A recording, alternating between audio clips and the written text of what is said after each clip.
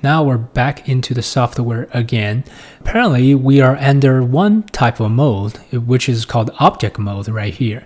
And if we open it up here, you will see there's a couple of different modes that we can do inside Blender. Primarily for this class, we are going to focusing on these two modes, object mode and edit mode. And there's a shortcut key for changing between modes.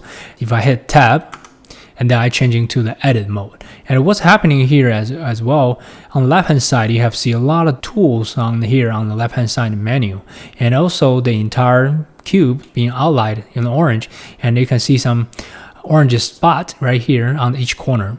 In Blender, we call this spot, it's called vertex. So as you can see here, I move my cursor over here, it says vertex selection. So apparently we're in the selection tool, and then we enter the edit mode, and then we're using vertex select when we do selection. So you see when I'm drawing a box, we're just selecting the vertex, not the face and everything else.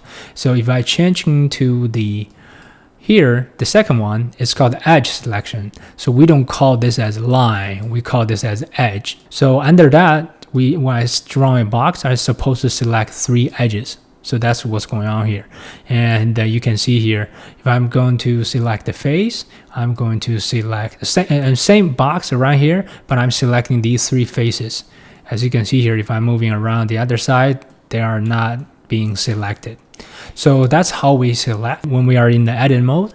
And apparently this is kind of annoying when you actually just need to click that to do selections when you're trying to selecting different things. There's a shortcut key for all these changing these mode. Is it going to be the number 1, 2, 3?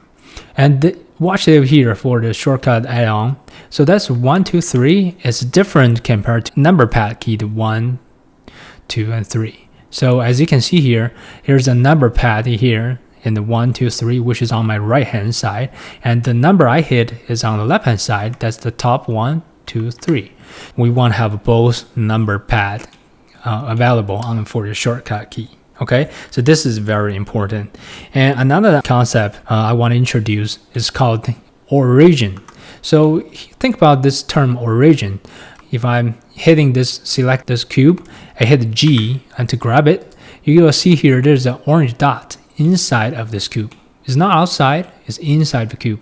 It's representing the origin of this box. So what is this about? It's basically whenever I'm adding a new geometries inside the 3D port, that's the center of the shape of this mesh. So I can change the shape of this cube accordingly, but this is going to be a center representative of this mesh. Another thing I want to introduce is this, it's called 3D cursor. You can see here, there's a tiny circle right here. How can we manipulating this 3D cursor? You know, we can hit the G to grab it, to changing the position of this mesh. For the 3D cursor, what we'll do is we're gonna hold Shift and the right click, and then we can move our things around. Why we needed these two separate things? So when you look at a 3D cursor, which is this tiny thing, you can actually think about this something that you can leading the other elements to there directly. So when you're moving something in this 3D world, you will have something to represent the location of this thing. Because you see, this is a cube, it's not a one single point. We have to have a one single point to representing the shape of this mesh. So that's the origin is all about. So we are using the origin to representing the entire shape.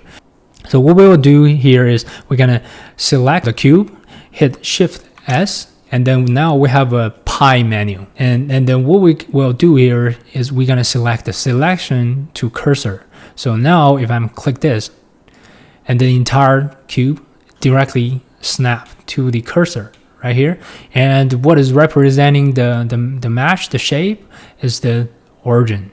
So in this way, we can manipulating this entire object to everywhere we want, and very accurately. When we using the 3D cursor, we can do that quickly, easily. Okay, so that's something we want to do. Now let's set this 3D cursor to the world origin, so which is that cross line, the spot right here. Again, Shift S and then do set cursor toward origin in here. And now what we can do here, we can grab that and Shift S, selection to cursor. We can do that. I just gonna hit number 1 on the number pad key to see a front view, so you can see that front view. But apparently everything in the real life, in the product photography or designs, we're not going to use a cube to represent everything, right? We need changing the shape of it, manipulating it, and which means you may come up with a question that where is this origin is going to be always located inside, because this is a perfectly shaped cube. Obviously, this spot is in the center of mass. What if this is not a perfect cube? What if it's different? So what I can do here, I can hit tab to go into the edit mode, and then currently I can select the vertex select. I can just select these 2 vertex. Okay, and I go to the front view and it's just gonna hit the G to grab it. That's a shortcut key. You can just kind of start changing things around. If I'm changing this shape, it's no longer a perfect cube. So now you will see, well, this is the origin didn't change, but the shape changes. Does it still representing the center of a mesh? It's not, no longer it is. So what we can do here is we can changing the origin within this geometry. So if we select this object, we go to the object. If we set origin to the geometry, watch, it will change the location because this is a new geometry. It's a new origin for that. So that you can do quite different things. And also you can set origin to center of mass based on surface or based on volume. You can do that. As long as you know origin is just a good representative as a one point of the entire mesh. That's all you need to know. That's all the concept and everything that I want to introduce for this tutorial. I will see you in the next one.